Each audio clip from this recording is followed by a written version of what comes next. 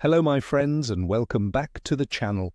It's your old friend here, ready to guide you through the fishing prospects for a very special week, from the 29th of December 2025 to the 4th of January 2026. Now, as we stand between one year and the next, you might be wondering if it's worth dusting off the rods. I'm here to tell you that this week is going to be a fascinating one for us anglers in Ireland. We're looking at a period of high pressure, cold temperatures, and some interesting lunar activity. So the big question is, will the fish cooperate for a New Year's bite? Let's dive in and find out what secrets the Irish waters hold for us this week. First up, let's talk about our number one winter predator, the mighty pike, the Esox luteus. During these cold months, the bigger pike tend to move out of the shallows and into deeper water, where the temperature is a bit more stable. They're conserving energy, so they won't be chasing wildly. Think about the deeper sections of your local loughs, areas with significant drop-offs, or the main channels in our river systems. Canals are also a fantastic bet, as the pike will hold up near any available structure. My advice is to look for features on your fish finder or map, like underwater ridges or sunken trees, as these are perfect ambush points. Now for the tactics, this is the prime time for static methods. Forget fast-moving lures. Your best friend this week will be a well-presented deadbait. A simple float-fished or ledgered herring or mackerel positioned right on the bottom can be absolutely lethal for a big, lethargic pike that's looking for an easy, substantial meal. Use a wire trace, of course, and be patient.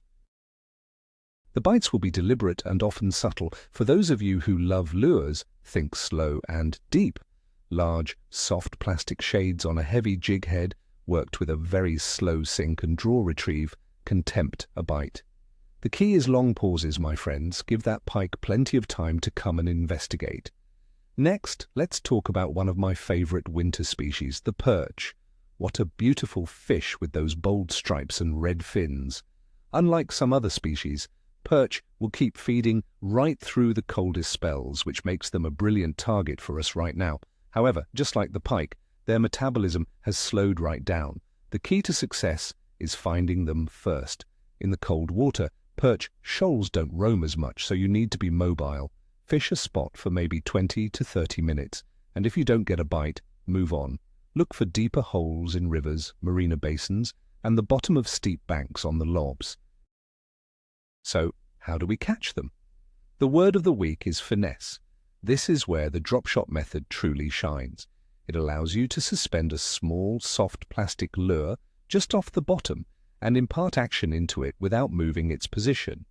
You can literally dance the lure on the spot, which is often more than a chilly perch can resist. Small 2 to 3 inch lures that imitate small fry or even worms are perfect.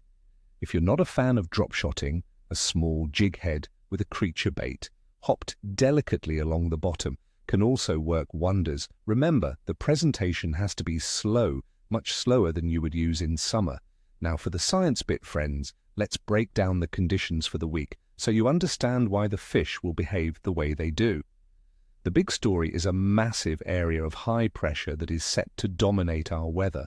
This is great news in one respect. It means largely dry and settled conditions. However, it's bringing a chilly northeasterly airflow with it, so temperatures are going to be colder than average.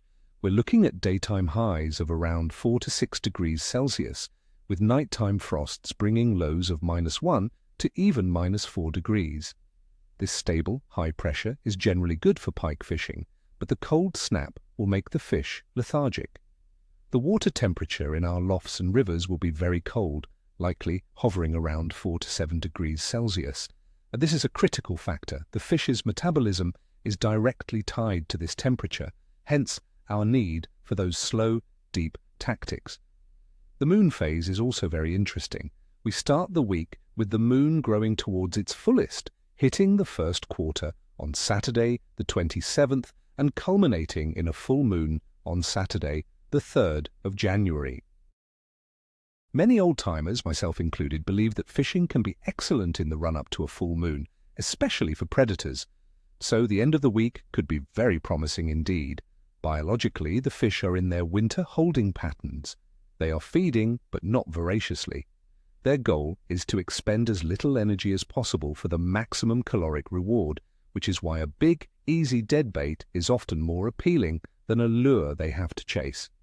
Alright, let's get to the day-by-day breakdown. Here's my official forecast for the week ahead. On Monday, the 29th of December, expect a high of 5 degrees and a low of -1, with dry, stable conditions. I'm calling this a good day for a bite. The pressure is settled, a great start. Tuesday, the 30th of December, will be similar, perhaps a degree warmer, at 6 degrees, but falling to -1 at night. Another good day. This stability is your friend. Wednesday, the 31st of December, New Year's Eve, sees the temperature dip a little to 4 degrees, still dry. I'd rate the chances as good, but be prepared to work for your fish. On Thursday, the 1st of January, New Year's Day, the forecast suggests a chance of light rain with temperatures around 5 degrees, dropping to a cold -3 at night. This small disturbance could go either way, so I'm calling this a capricious day for fishing. Friday, the 2nd of January, is the coldest day of the week, with a high of only 3 degrees and a low of -4, and there's even a chance of a little snow. This sharp drop in temperature will make things tough. I predict a weak bite. Saturday, the 3rd of January, is full moon day. The temperature rises slightly to 4 degrees, but there's still a chance of rain. The combination of the full moon and the slight warm-up makes this the most interesting day. I'm rating this as excellent. This could be the day a real monster comes out to play. Finally, Sunday, the 4th of January, sees the weather settling again. Dry, with a high of 5 degrees. A solid good day to finish the week. So there you have it, my friends. A week of cold, stable weather with a fantastic full moon opportunity at the end. It's a time for patience, for finesse, and for smart, thoughtful angling. I wish you all the very best of luck on the water. Don't forget to wrap up warm. Until next time, tight lines. And, as always, ni chwosta, ni cheshui. If you enjoyed this forecast, please hit that like button, subscribe to the channel if you haven't already, and ring that notification bell. And please drop a comment below. Let me know what your plans are for the new year. Are you heading out? What species are you targeting? Share your thoughts and observations.